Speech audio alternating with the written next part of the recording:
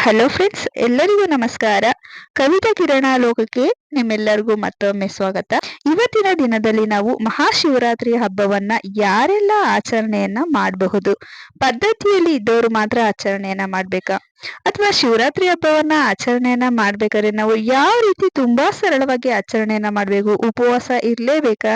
ಮಹಾಶಿವರಾತ್ರಿ ದಿನ ಜಾಗರಣೆ ಮಾಡಿದ್ರೆ ಮಾತ್ರನ ಒಂದು ಶಿವರಾತ್ರಿ ಆಚರಣೆಯ ಫಲ ಸಂಪೂರ್ಣವಾಗಿ ಸಿಗುತ್ತಾ?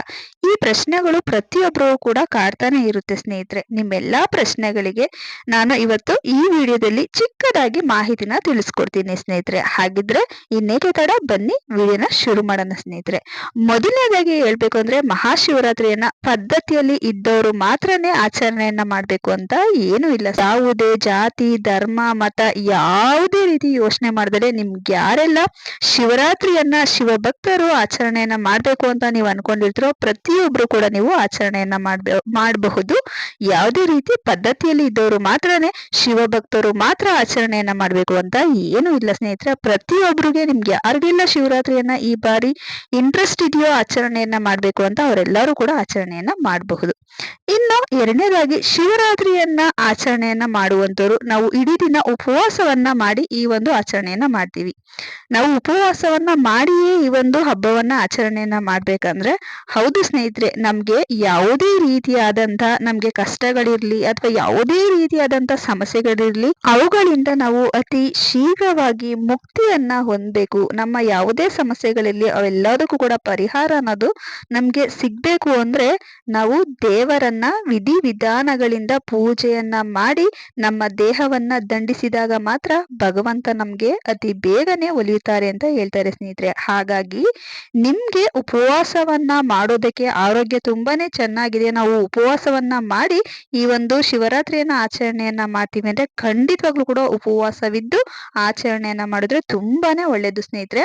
ಹಾಗೇನೆ ನಮ್ಗೆ ಉಪವಾಸವನ್ನ ಮಾಡೋದಕ್ಕೆ ಆಗೋದೇ ಇಲ್ಲ, ನಮ್ಗೆ ಆರೋಗ್ಯ ಸ್ಥಿತಿ ಸರಿ ಇಲ್ಲ, ಹಾಗೆ ನಮ್ಗೆ ವಯಸ್ಸಾಗಿದೆ, ಹಾಗೆ ಬಾಣಂತಿ ಗರ್ಭಿಣಿಯರು ಕೂಡ ಇರ್ತಾರೆ, ಅನಾರೋಗ್ಯದವರು ಇರ್ತಾರೆ, ಅಂತವರು ನೀವು ಹಣ್ಣು ಹಾಲನ್ನ ನೀವು ಸೇವನೆಯನ್ನ ಮಾಡು ಕೂಡ ನೀವು ಮಾಡಬಹುದು. ತಾಮಸಿಕ ಆಹಾರಗಳನ್ನ ಮಾತ್ರ ಸೇವನೆಯನ್ನ ಮಾಡಬಾರ್ದು. ಹಾಗೆಯೇ ಅನ್ನದಿಂದ ಮಾಡಿರುವಂತಹ ಆಹಾರಗಳನ್ನು ಕೂಡ ನೀವು ಸೇವನೆಯನ್ನ ಮಾಡಬಾರ್ದು ಸ್ನೇಹಿತರೆ. ಈ ರೀತಿ ತುಂಬಾ ಸರಳವಾಗಿ ಉಪವಾಸವನ್ನ ಆಚರಣೆಯನ್ನ ಮಾಡಬಹುದು.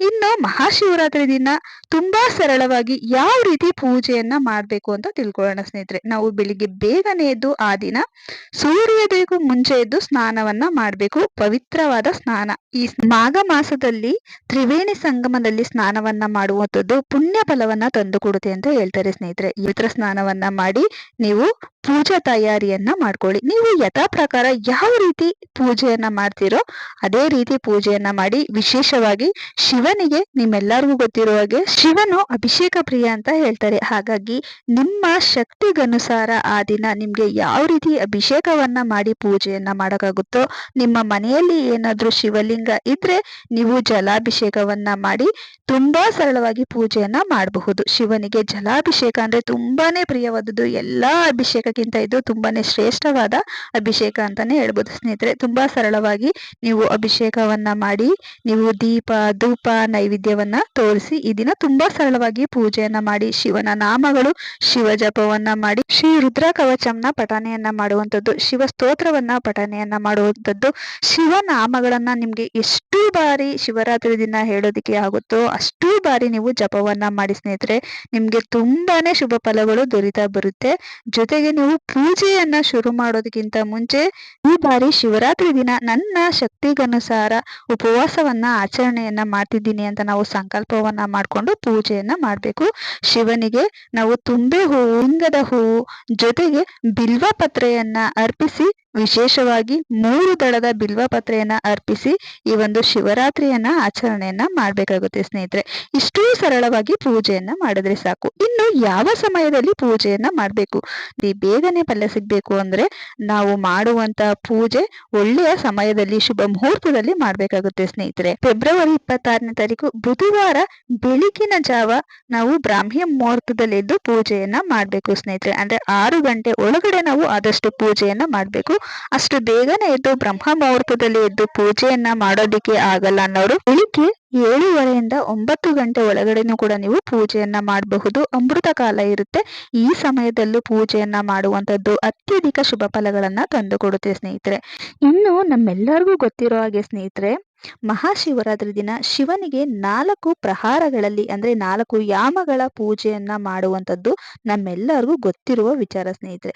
ಈ ಬಾರಿ ಈ 4 ಯಾಮಗಳನ್ನ ಯಾವ ಸಮಯದಲ್ಲಿ ನಾವು ಮಾಡಬೇಕು, ಶಿವರಾತ್ರಿಯ 4 ಪ್ರಹಾರದ ಪೂಜೆಯನ್ನ ಯಾವ ಸಮಯದಲ್ಲಿ ನಾವು ಮಾಡಿದ್ರೆ ಮನೆಯಲ್ಲಿ ಸುಖ ಸಮೃದ್ಧಿ ಅಷ್ಟೈಶ್ವರ್ಯ ಅನ್ನೋದು ದೊರೆಯುತ್ತೆ ಅಂತ ತಿಳ್ಕೊಳ್ಳೋಣ ಸ್ನೇಹಿತರೆ. ಯಾಕಂದ್ರೆ ಯಾವುದೇ ಒಂದು ಪೂಜೆಗೂ ಕೂಡ ತುಂಬಾನೇ ಒಳ್ಳೆಯ ಸಮಯ ಇರಬೇಕು. ಆಗ ಮಾತ್ರ ಆ ಪೂಜೆಯ ಫಲ ಅನ್ನೋದು ನಮ್ಗೆ ಸಂಪೂರ್ಣವಾಗಿ ಸಿಗ್ತಾ ಬರುತ್ತೆ. ರಾತ್ರಿ ಮೊದಲ ಪ್ರಹಾರದ ಪೂಜೆ ಸಮಯ ಸಾಯಂಕಾಲ 6:19 9:26 ಇರುತ್ತೆ ಸ್ನೇಹಿತರೆ. ಅಂದ್ರೆ ಇದು ಮೊದಲ ಪ್ರಹಾರ ಇರುತ್ತೆ. ಈ ಸಮಯದಲ್ಲಿ ನೀವು ಪೂಜೆಯನ್ನ ಮಾಡಬಹುದು. ಇನ್ನು ಎರಡನೇ ಪ್ರಹಾರದ ಪೂಜಾ ಸಮಯ 9:26 12:34 ಇರುತ್ತೆ. ಈ ಸಮಯದಲ್ಲೂ ಕೂಡ ನೀವು ಪೂಜೆಯನ್ನ ಮಾಡಬಹುದು. ಇನ್ನು ಮೂರನೆಯ ಪ್ರಹಾರದ ಪೂಜೆಯ ಸಮಯ 12:30 2:34 ಇರುತ್ತೆ ಸ್ನೇಹಿತರೆ. ಈ ಒಂದು ಸಮಯದಲ್ಲೂ ಕೂಡ ನಾವು ಪೂಜೆಯನ್ನ ಮಾಡಬಹುದು. ಇನ್ನು ನಾಲ್ಕನೇ ಪ್ರಹಾರದ ಪೂಜಾ ಸಮಯ ಬೆಳಗಿನ ಜಾವ 3:41 6:48 ನಡೆಯುತ್ತೆ ಸ್ನೇಹಿತರೆ. ಈ 4 ಪ್ರಹಾರದ ಪೂಜೆಯನ್ನ ಸಮಯಕ್ಕೆ ಸರಿಯಾಗಿ ಮಾಡಿದರೆ ಶಿವರಾತ್ರಿಯ ಒಂದು ಪೂಜೆ ಫಲ ಸಂಪೂರ್ಣವಾಗಿ ನಿಮ್ಗೆ ದೊರೆತಾ ಬರುತ್ತೆ ಸ್ನೇಹಿತರೆ. ಈ ರೀತಿ ತುಂಬಾ ಸರಳವಾಗಿ ನೀವು ಉಪವಾಸವಿದ್ದು ಆಚರಣೆಯನ್ನ ಮಾಡಬೇಕು. ಇನ್ನು ಈ ರೀತಿ ನೀವು ಪೂಜೆಯನ್ನ ಪ್ರಹಾರಗಳಲ್ಲಿ ಮಾಡಬೇಕು ಅಂದ್ರೆ ಆ ದಿನ ಜಾಗರಣೆಯನ್ನ ಮಾಡಿದಾಗ ಮಾತ್ರ ಸರಿಯಾದ ಸಮಯದಲ್ಲಿ ಮಾಡೋದಿಕ್ಕೆ ಸಾಧ್ಯ ಆಗುತ್ತೆ ಸ್ನೇಹಿತರೆ. ಇನ್ನು ಜಾಗರಣೆಯನ್ನ ನಾವು ಮಾಡ್ಲೇಬೇಕಾ ಅಂತ ಕೇಳಿದ್ರೆ ಹೌದು ಸ್ನೇಹಿತರೆ. ಯಾವುದೇ ಒಂದು ಹಬ್ಬ ಬರ್ಲಿ ಅಥವಾ ಒಂದು ಹುಟ್ಟಿದ ಹಬ್ಬ ಬರ್ಲಿ ಅಥವಾ ಹೊಸ ವರ್ಷ ಬರ್ಲಿ, ಇನ್ನಿತರ ಕೆಲವೊಂದು ವಿಶೇಷ ದಿನಗಳಲ್ಲಿ ನಾವು 12 ಗಂಟೆವರೆಗೆ ಎಚ್ಚರಿಕೆಯಿಂದ ಇದ್ದು ಆಚರಣೆಯನ್ನ ಮಾಡ್ತೀವಿ.